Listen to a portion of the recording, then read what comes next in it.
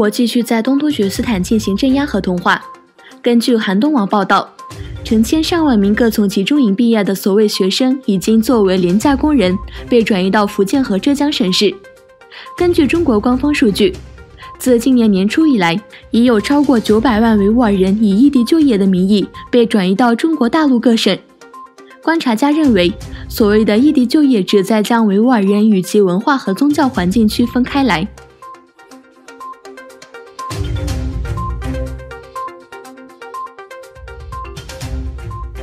马来西亚总理马哈蒂尔·穆罕默德发誓不引渡在该国寻求避难的维吾尔人。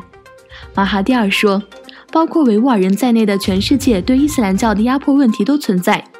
必须得到各方的承认。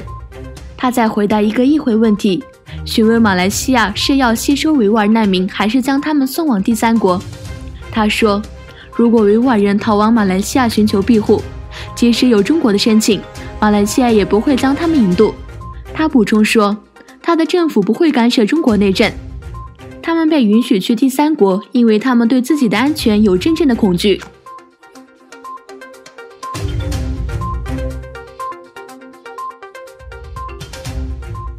世界维吾尔大会在德国柏林的中国大使馆前举行了抗议活动，大约3000人参加了游行。德国警察采取严格的安全措施，使馆区前的道路暂时关闭。示威者高举维吾尔人自由、停止种族灭绝、关闭集中营等标语，抗议者为那些因中国迫害而丧生的人祈祷。然后，世界维吾尔代表大会主席多利阔奈沙发表讲话，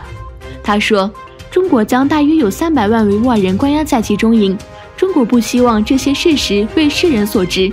他强调，建立集中营是对人权的侵犯。艾莎还敦促德国政府采取行动向中国施压，关闭集中营。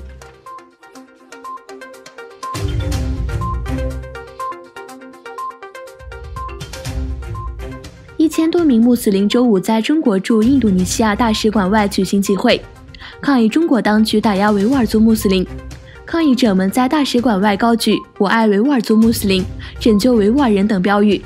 部分抗议者还戴上了印有东突蓝旗的面具。他们呼吁印尼政府和伊斯兰合作组织采取行动帮助中国的维吾尔人。抗议活动的组织者谴责了中国对维吾尔族穆斯林的压迫、折磨和酷刑，要求中国政府停止在东突厥斯坦大规模拘押维吾尔人。在邻国马来西亚，各团体的成员聚集在中国驻吉隆坡大使馆前。在一份联合备忘录中，包括安哥拉伊斯兰教马来西亚和大比尔西里尔在内的团体敦促北京尊重维吾尔人的权利。示威者高举德籍土耳其人厄齐尔足球明星厄齐尔的头像和支持维吾尔人的标语。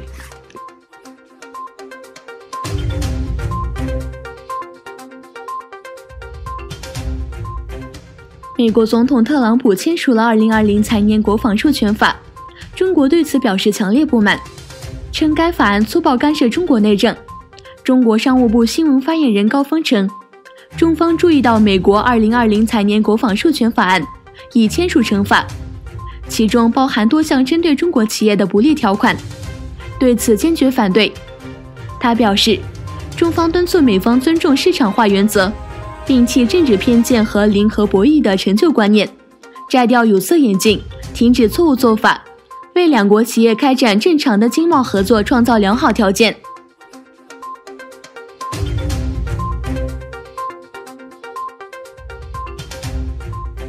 土耳其汽车研发小组在克加埃里盖卜泽举行仪式，宣传介绍国产汽车。总统雷杰普·塔伊普·埃尔多安也出席了上述仪式。埃尔多安总统在此发表的讲话中说，今天是我们国家具有重要历史意义的日子，我们一起亲眼见证土耳其60年的梦想终于成真。埃尔多安总统还以个人名义第一个下了订单。